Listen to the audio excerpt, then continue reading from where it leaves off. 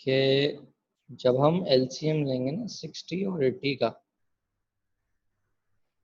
तो इस तरीके से होगा कि यहाँ पर 20 रखें, ये 3 हो गया, ये 4 हो गया। तो बेसिकली 60 को अगर हम 4 से मल्टीप्लाई करें तो ये 240 आएगा, और अगर हम 80 को 3 से मल्टीप्लाई करें तो ये 240 आएगा।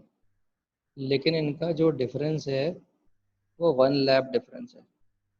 उसने मांगा है 5 लैब डिफरेंस। तो 5 लैब डिफरेंस के लिए आप क्या करेंगे, ये इंटू 4 था ना, इसको आप इंटू और कर दें 5, और यहाँ पर भी आप क्या करें, जो 80 इंटू 3 था उसको भी आप कर दें इंटू 5। अब आपका जो डिफरेंस है वो 5 का हो जाएगा, क्योंकि आपके पास जो आंसर आएगा 1200, आपके पास कॉमन नंबर तो आ जाएगा।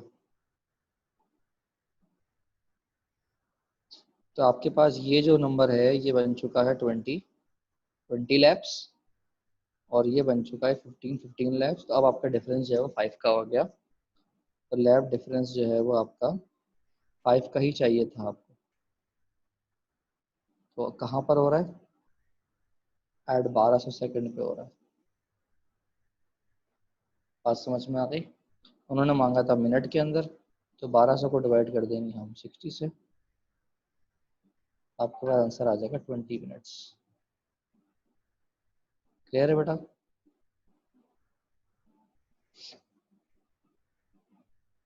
समझ आ गई बात?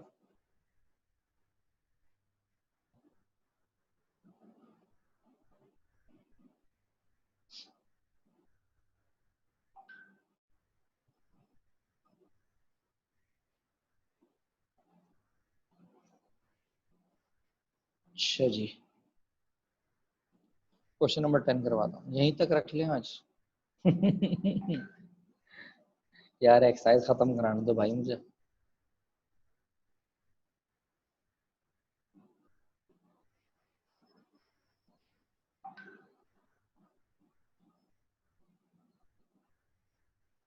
नहीं रुक जाओ, एक आध सवाल तो कराने दो भाई। ठीक है, एक आध सवाल कराने दो। अच्छा क्वेश्चन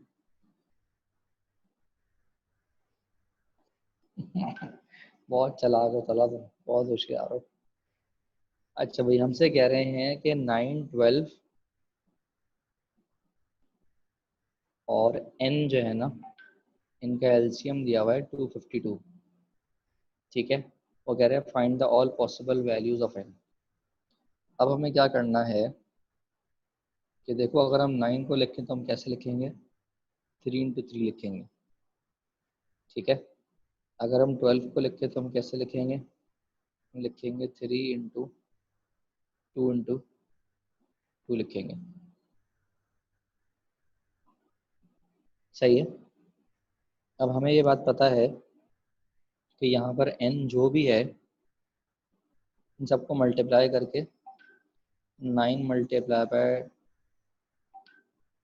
जब हम 9 वालों को मल्टीप्लाई करेंगे, 12 वालों को मल्टीप्लाई करेंगे और n वालों को मल्टीप्लाई करेंगे, तो हमारे पास 252 बनना चाहिए। यही है ना एलसीएम का मतलब?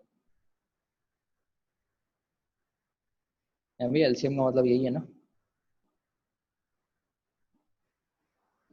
तो इसका मतलब यहाँ पर जो 3 है ये तो कॉमन है। जो कॉमन है वो तो हम एक दफ़ा लिखते हैं। तो हम लिखेंगे 3 × 2 × 2 n इज इक्वल्स टू 252। इसका मतलब अगर मैं 252 से डिवाइड कर दूं तो n की वैल्यू आ जाएगी मेरे पास 252 डिवाइड बाय 3 × 3 × 2 × 2।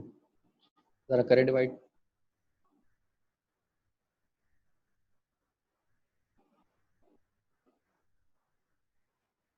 कितना आ रहा है?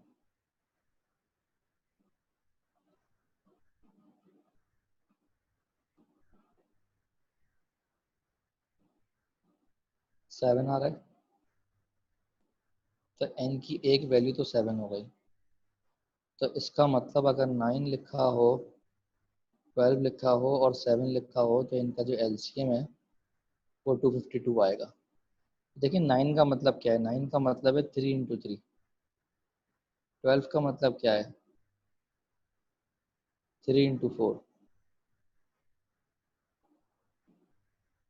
ये 2 × 2 ये रहा ना बेटा,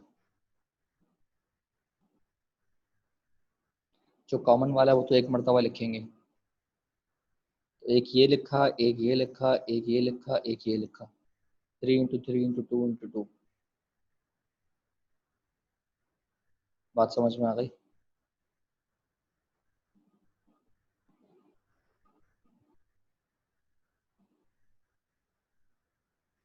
क्योंकि वो 2 दफ़ा आ रहा है ना, एलसीएम में कॉमन वाले को एक दफ़ा लिखते हैं ना।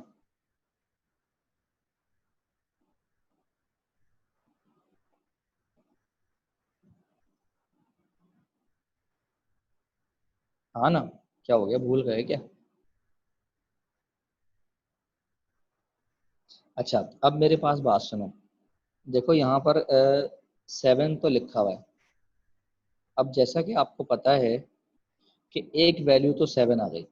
अब मैं आपको ये समझाना चाह रहा हूँ कि देखो, क्योंकि 3 यहाँ भी है, यहाँ भी है, अगर मैं यहाँ पर भी 3 ले आऊँ तो इसके ऊपर कोई फ़र्क नहीं पड़ेगा एलसीएम के ऊपर, एलसीएम तब भी 252 आएगा। तो एक एन की वैल्यू 7 हो सकती है, ठीक है, और एक एन की वैल्यू 21 हो सकती है।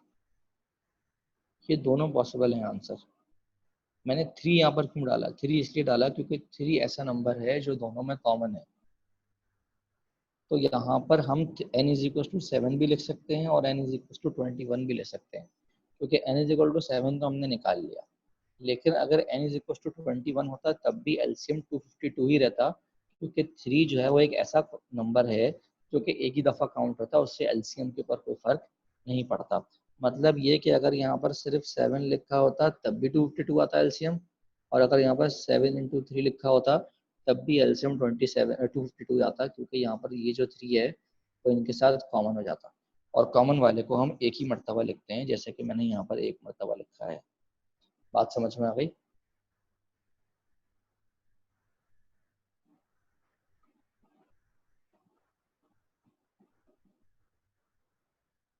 4 पे सेम इसलिए नहीं रहेगा क्योंकि 4 जो है वो 9 में नहीं आ रहा। हमें नंबर ऐसा चाहिए जो तीनों में आ रहा हो, तो 3 एक वाहिद ऐसा नंबर है जो तीनों में आ रहा है। देखो करके देख लेते हैं।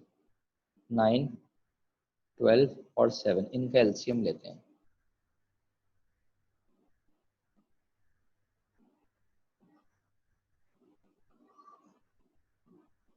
3 3 ज़ा, 3 4 ज़ा, और 7 एज इट इज़ आएगा। तब अगर तुम इनका एलसीएम लो तो 3 × 3 × 4 × 7, ये हो गया 252। ये हमारा एलसीएम है। और अगर हम नंबर्स कर दें 9, 12 और 21, अब हम एलसीएम लेते हैं, तब भी 3 3 ज़ा, 3 4 ज़ा और 3 7 ज़ा, तब भी एलसीएम यही आएगा। 3 × 3 × 4 × 7, 52। समझ आ गई बात?